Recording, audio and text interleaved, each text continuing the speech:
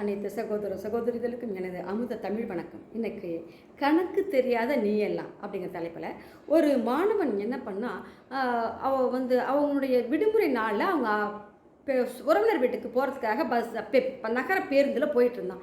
அப்போ நடத்துனர் டிக்கெட் கொடுத்து காசு கொடுக்கும்போது அவன் ரூபாயை கொடுத்து வாங்கிட்டான். வாங்கிட்டு அவர் கொடுத்த காசை எண்ணிக்கிட்டே இருந்தான். எண்ணிட்டு திருப்பி அவர்கிட்ட போய் சொல்கிறான். நீங்கள் நடத்துனர்கிட்ட சொல்கிறான், ஐயா நீங்கள் கொடுக்குற இந்த காசு எண்ணிக்கை கம்மியாக இருக்கிற மாதிரி எனக்கு தோணுது அப்படிங்கிறது. அவர் எண்ணி பார்த்துட்டு, தம்பி கரெக்டாக தான் இருக்குது, உனக்கு கணக்கே தெரியாதா, கணக்கு தெரியாத நீங்களாம் என்கிட்ட உயிரை வாங்குற அப்படின்னு சொன்னவொடனே இவருக்கு மனசுக்கு ரொம்ப கஷ்டமாக போயிடுச்சு. கணக்கு தெரியாத நீ எல்லாம் அப்படிங்கிற அந்த வார்த்தை அவருக்கு ஆழ் மனதில் பதிஞ்சு, நான் ஒரு பெரிய ஆளாக வரேன் பாருன்னு அதை ஒரு வேத வாக்காக எடுத்துக்கிட்டு பின்னாளில் பெரிய கணித மேதையாக ஆனார். அவர் தான் ராமானுஜம். எல்லாருக்கும் தெரிஞ்சிருக்கும். அந்த ஒரு வார்த்தையை அவருக்கு மனசில் வேத வாக்காக எடுத்து பிற்காலத்தில் எப்படி ஜெயிச்சிருக்கிறார் பாருங்கள்.